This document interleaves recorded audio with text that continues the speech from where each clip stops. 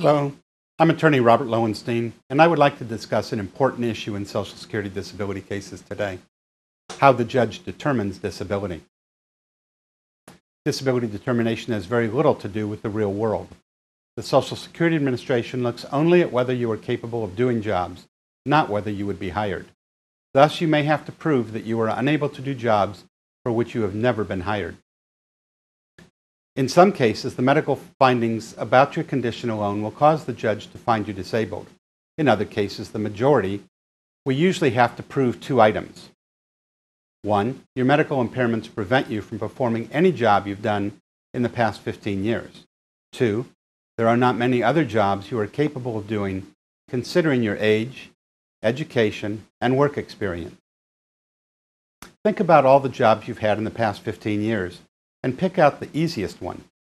We have to prove that you cannot do that easiest job, even if we are certain you would never be hired for that job again, even if the company you work for no longer exists, and even if the job is no longer available elsewhere. Proving that second item, that considering your age, education, and work experience, you are unable to do many other jobs, is even more complicated and opposed to common sense. In many cases, we have to prove that you are incapable of doing jobs that we know you would never actually be hired for. This does not mean that you have to be unable to do anything. In fact, very few people who go in front of an administrative law judge are unable to do any job at all. This is an important point to grasp, because one way to determine disability is by figuring out what you can do.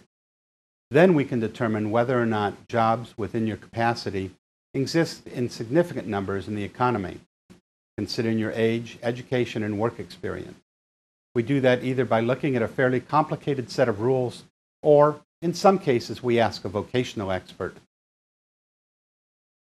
The rules that we must use for determining disability apply most directly to impairments that limit your physical ability to stand, sit, walk, lift, bend, or work with your hands. Mental impairments are a bit more complicated. If you are unable to do certain kinds of manual labor, whether because of a back problem, heart condition, breathing problem, or some other medical condition, your lawyer will be able to look at the rules and figure out what you need to prove to win your case. Here are some examples. If you are under age 50, the general rule is that you must prove that you cannot do easy sit-down jobs or even a job where you are allowed to alternate sitting and standing during the workday. You have to prove this even though you might not be hired for such a job. If you are 50 through 54, the general rule is that you must prove that you cannot do light work. That is, work involving being on your feet most of the day and lifting up to about 20 pounds. Thus, even though you might still be able to do a sit-down job, a desk job, you can still be found disabled.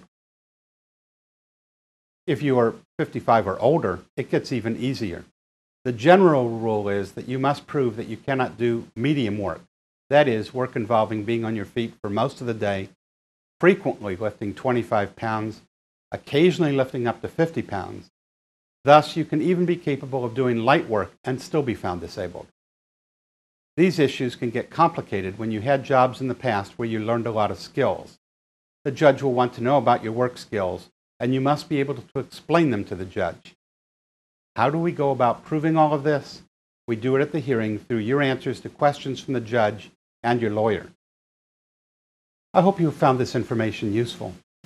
If you live in Los Angeles, Orange, Ventura, or Santa Barbara counties, or nearby, our contact information is below.